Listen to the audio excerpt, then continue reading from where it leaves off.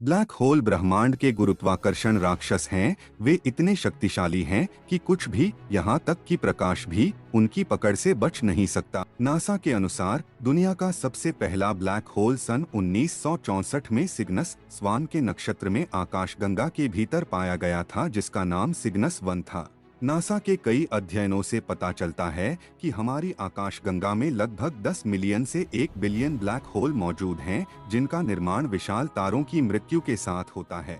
माना जाता है कि केवल 3 से अधिक सौर द्रव्यमान वाले तारे अपने जीवन के अंत में ब्लैक होल बन जाते हैं, जो कि अपने पतन के समय तीव्र गुरुत्वाकर्षण बल लगाते हैं और कुछ भी बाहर नहीं निकलने देते हैं। ब्लैक होल अंतरिक्ष में एक ऐसी जगह है जहां गुरुत्वाकर्षण इतना अधिक होता है कि प्रकाश भी बाहर नहीं निकल पाता है। ब्लैक होल अदृश्य होते हैं, जिन्हें विशेष उपकरणों जैसे कि स्पेस टेलीस्कोप की मदद से आसपास के दृश्य निकायों के असामान्य व्यवहार को देखकर ही पता लगाया जा सकता है। ब्लैक होल अंदर से ठंडे होते हैं, लेकिन बाहर से अविश्वसनीय रूप से गर्म होते हैं।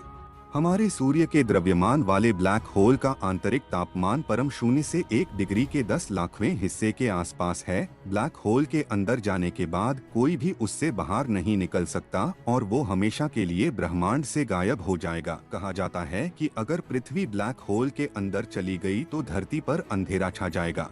ब्लैक होल अपने आप में पूरी तरह से काले और फीचर रहित होते हैं।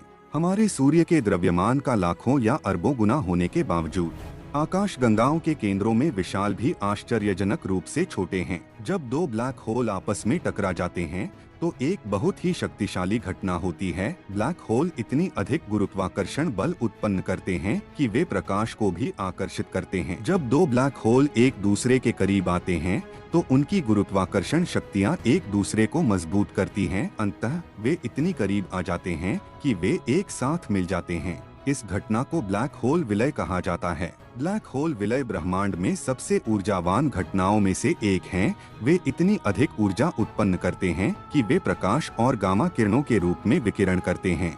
इस विकिरण को दूरबीनों द्वारा देखा जा सकता है। ब्लैक होल विलय का प्रभाव आसपास के अंतरिक्ष पर भी पड़ता है। वे गुरुत्वाकर्षण तरंगे उत्पन्न करते हैं जो अंतरिक्ष के माध्यम से यात्रा करती हैं। इन गुरुत्वाकर्षण तरंगों को भी दूरबीनों द्वारा देखा जा सकता है। ब्लैक होल सभी आकार और साइज में आते हैं और निःसंदेह टकराव की भयावहता इस बात पर निर्भर करेगी कि कौन से ब्लैक होल आपस में टकराते हैं। तारकीय द्रव्यमान वाले ब्लैक होल सबसे सामान्य प्रकार हैं। उनमें 20 सौर द्रव्यमान तक हो सकते हैं, लेकिन वे हमारे सूर्य की तुलना में व्यास में बहुत छोटे गोले में फिट हो सकते हैं।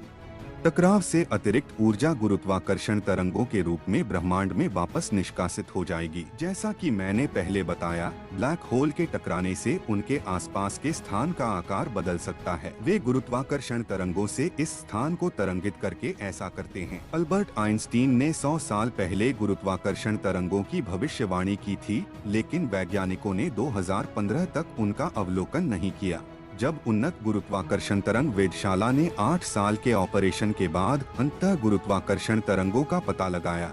इन तरंगों के बारे में अच्छी बात यह है कि ये सूर्य और पृथ्वी के बीच की दूरी को प्रभावित करती हैं, लेकिन वे इसे केवल हाइड्रोजन परमाणु के व्यास से बदलते हैं। वास्तव में अंतर देखने के लिए आपको टकराने वाले ब्लैक होल की आवश्यकता होगी। लेकिन महाविशाल ब्लैक होल के बारे में क्या इनकी टक्कर और भी विस्फोटक होगी?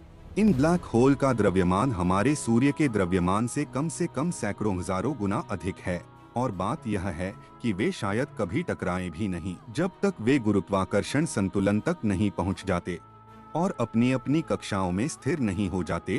तब तक दो सुपरमैसिव दिग्गज एक दूसरे के करीब आ जाएंगे, लेकिन समीकरण में एक और सुपरमैसिव ब्लैक होल जोड़े और उनमें से 3 गुरुत्वाकर्षण पैमाने पर टिप कर सकते हैं और अंततः टकरा सकते हैं। ब्लैक होल एक अजेय अतृप्त शक्ति है जिससे कुछ भी बच नहीं सकता।